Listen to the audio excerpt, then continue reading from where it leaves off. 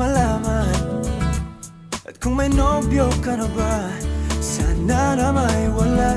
Di mo ko masisising sumusulya palagi sa iyong mga matang okay ganda o binibini. O ang isang katulad mo ay di na dapat pang pakawalan. Alam mo bang pag naging tayo, hindi na kita bibitawan. Aalagaan ka't di papabayaan, pagkat ikaw sa'kin ay prinsesa. Kasi dati, nung Green Passionate, ano yung tawag dito? 4 kami. Si John Paul, ako, si Patrick, tsaka si KM. Parang siya nagbuo ng OF4 tayo, ganyan-ganyan. Ang siya daw, si Teen. Tapos wala naman akong bala kunin, ganyan. Pinipilit niya, kunin mo kasi ganito, ganyan. Si Teen pala, crush ako. Kasi nga magaling mo sumayaw, ganyan-ganon. Pero pangatlo daw ako sa crush niya. Ang crush niya daw si Ralph, si Mark, Alfonso, taka ako. Parang pangatlo sabi, pinangatlo mo pa ako, ganyan-ganyan ah. Huwag mo na ako isama, ganyan-ganyan. Parang binibiro ko lang, ganyan-ganyan.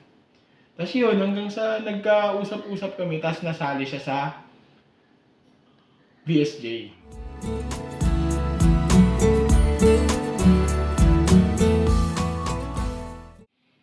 Ang katulong ko nung kasi inaantay niya na lang pala ako magtanong na kung pwede ko na siya maging girlfriend.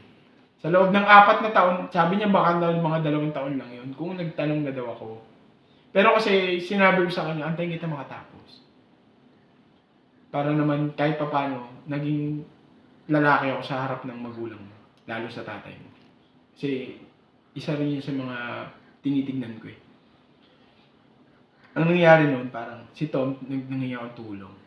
Hanggang ngayon nandun pa yung box ng mga picture namin na may Batman, ganun. Hanggang ngayon nandun pa yon. Tapos nandun sa gilid, kasi sa kwarto niya lang ginawa eh. Na parang, will you be my girlfriend? Tapos umuha na siya. Yung naramdaman ko noon, sobrang pagod. Tapos, alam mo parang ginawa. Kasi, yun nga, finally, bukod sa nakagraduate na siya. Meron na kaming pakikitungan kasi may label na. May label na may karapatan na ako bilang girlfriend niya. Magandang diwata, sana may pag-asa. Pag-ibig ko'y aking sinulat at ikaw ang pamagat. Sana naman ay mapansin himig nitong damdamin na walang iba pang iniling kundi ikaw ay maging akin. O ang isang katulad mo ay di na dapat pang pakawalan. Alam mo bang pag naging tayo, hindi na kita bibitawan. Aalagaan ka't di papabayaan, pagkat ikaw sa'kin ay prinsesa. Sa kanya ko lang kasi nararamdaman yung parang merong akong pakikitungan tsaka nakakapag-isip ako ng kampante. Na kalmado, na may direksyon, na kung ano yung dapat gawin. Na pwede pala yun kasi ako, nabuhay ako nang ako diskarte ko, ganyan, plano ko, ganito, ganyan. Kasi kung, halimbawa sa magulang ko, hindi mo ko kaya. Kaya kong gawan ng paraan kasi ako mismo.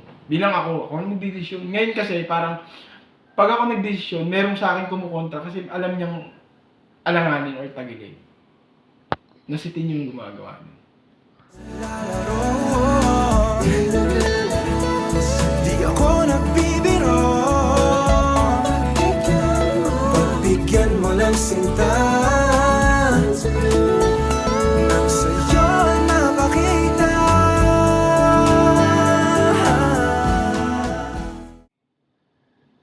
Sabi niya lang nun sa akin, mas na-feel niya daw ako, tsaka mas secure daw siya kung ako yung pipiliin niya.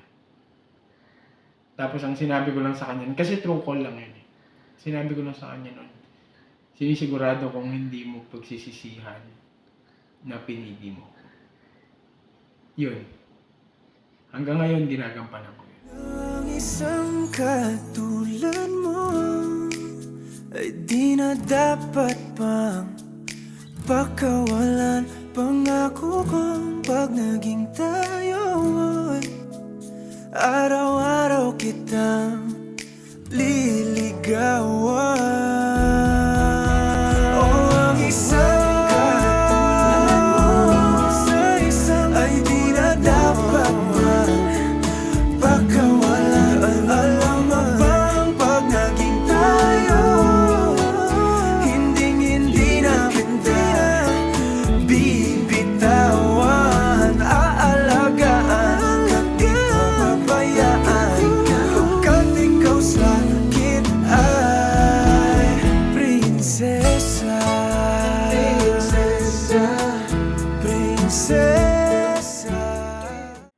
Napaka gandang experience. Kasi lahat talaga naramdaman ko. Pati din sa pinaka dinurog ako. Hanggang ngayon na binubuo ako. Doon ko, yung 7 taon na yun na pinagsamahan namin. Doon ko natutunan kung paano talaga mabuhay at mag-isip ng tama bilang tao.